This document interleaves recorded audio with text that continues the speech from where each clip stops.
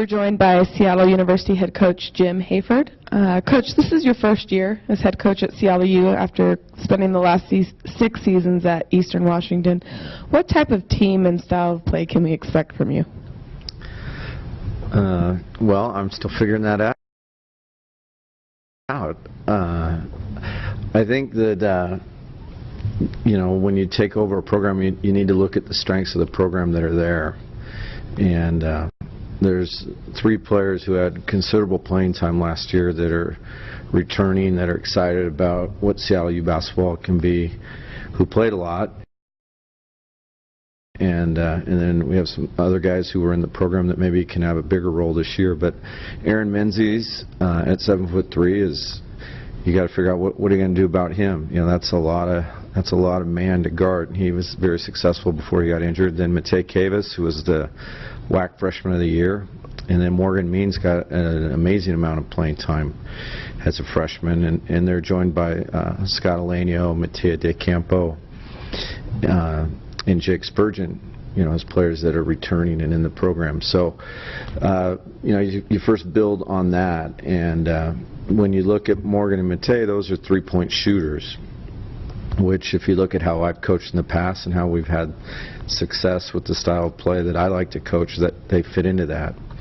But if you kind of look inside of the numbers of how I've coached, there's been a dominant post player that is surrounded by very capable 3-point shooters, and I think Aaron is that right there. So we'll build on that core, and then we'll add versatility. We've added 3 immediately eligible graduate transfers that have played at really high level and have produced, that I'm really excited about putting in the mix with those. And that's Jordan Hill, who came from Wisconsin, who was a part of some deep NCAA tournament runs, Rashad Gittins, who also played in the NCAA tournament, and then Josh Hurley, who was with the Vermont team that played in the NCAA tournament. And so you put all that together, and now it's a question of cohesion and seeing what we can do. But out of that, we'll shoot a lot of threes, we'll attack the rim, we'll have dominant post play, and then play off of those entities that set up the other thing. You were picked to finish 5th in the WAC by both the media and the coaches. What are your thoughts on those predictions? It makes for great news today. And then it's pretty much over. So I have no idea who the recruits have been brought in at other programs here. I don't think they know that much about our guys. We're going to learn about each other. They're going to learn about me as a coach. I'm going to learn about them. And so I'm probably the least prepared or capable person to answer that question. And so we're picked in the middle. Okay, great. What are we doing tomorrow? Can you please tell us a little bit about your staff? Yeah, I'm really excited about my coaching staff. Chris Victor came over with me from Eastern Washington. He's my associate head coach. Was an extremely successful junior college head coach at Citrus College in Southern California. Then Nick Robinson, who was a Division I head coach at Southern Utah. I coached against him in the Big Sky. Prior to that, was an assistant coach at Louisiana State and Stanford, where he played.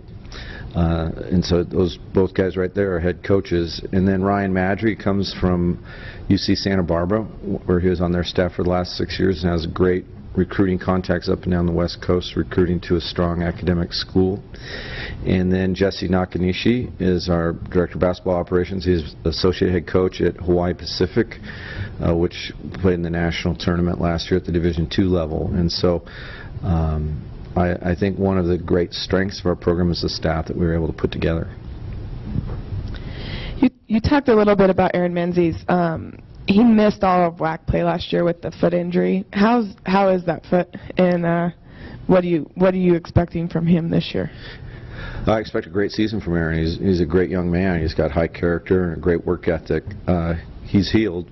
The best foot specialists in medicine in Seattle have looked at it, and they feel good about it.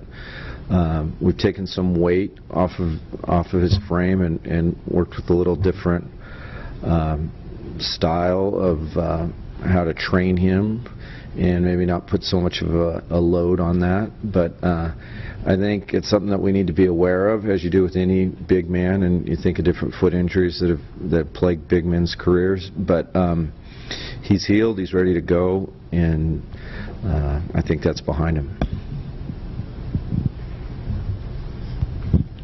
So the last couple of years before you took over, it's been a really slow pace of basketball that Seattle's played.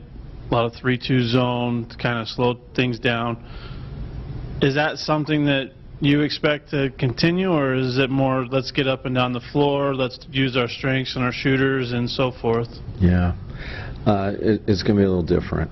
And those were, some good teams that Coach Dollar was coaching, really good defensive teams. I had to coach against them, and but our style play is different. And the last 3 seasons was the coach at Eastern at the Division I level. We're top 20 teams in shooting threes, one of the top scoring teams in the country. We had the nation's leading scorer 3 years ago, and so we'll have a changing defenses team.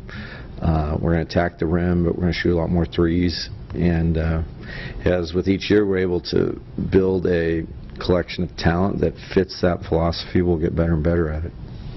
You talked about Aaron Menzies and how his foot seems to be in good health right now. As big as he is there going to be concern going forward with that to kind of protect it a little bit at first, or is it just go full bore right away with him? Well, he was cleared in the spring, so we've got about 5 months of wear and tear on it, and he's doing great. Now, with that, we do a lot of different fitness with him. He's become a pretty good swimmer. He rides the bike a lot, just some different things that just don't put as much impact on his foot, because, a big part of this is just prevention of injury. And so he's in a great mental place where he's not thinking about his foot. We're aware of it, but he's ready to go.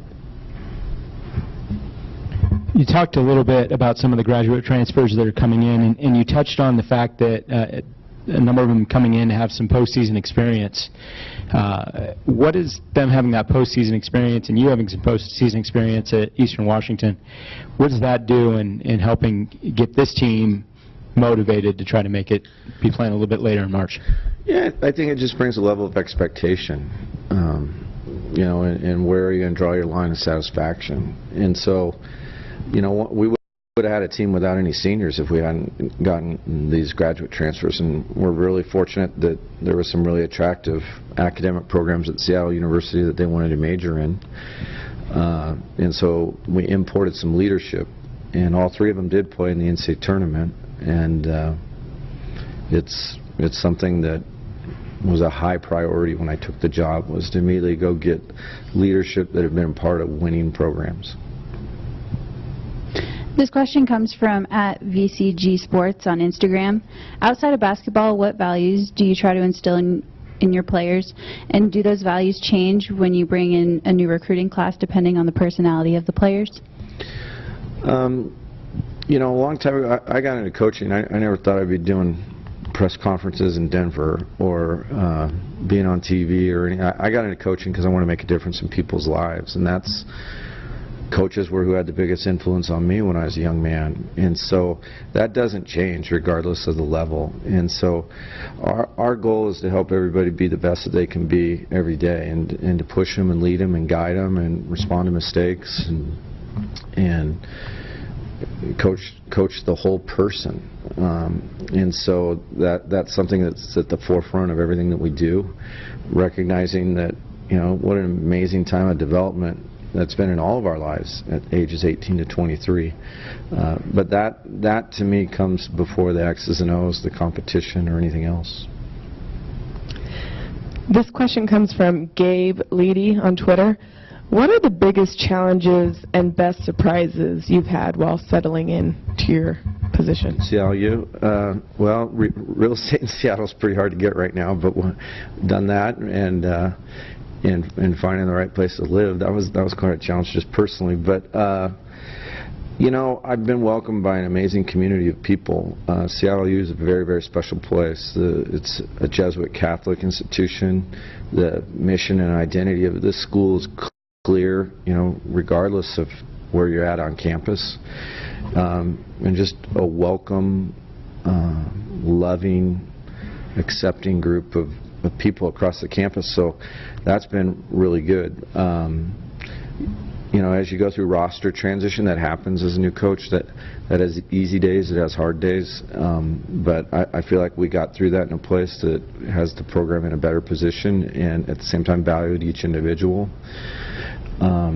And now it's just a question of instilling our culture and our way of doing things, and learning how to get everybody on the same page. And it's gone really well.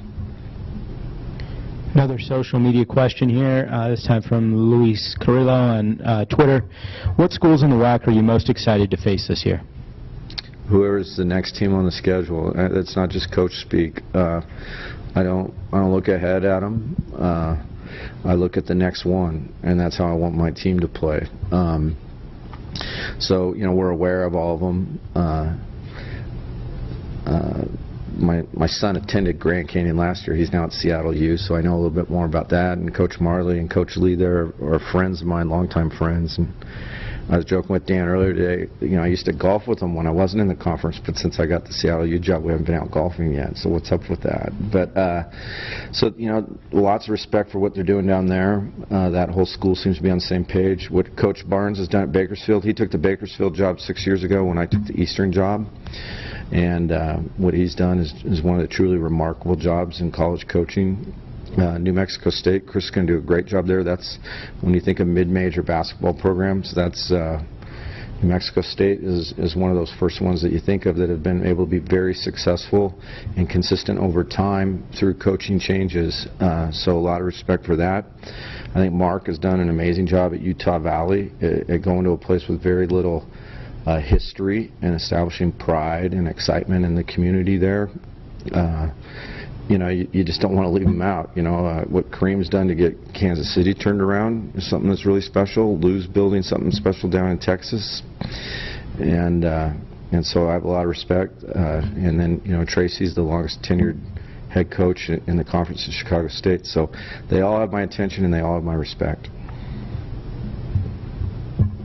All right. Thank you, Coach. My pleasure to be here. Thank you.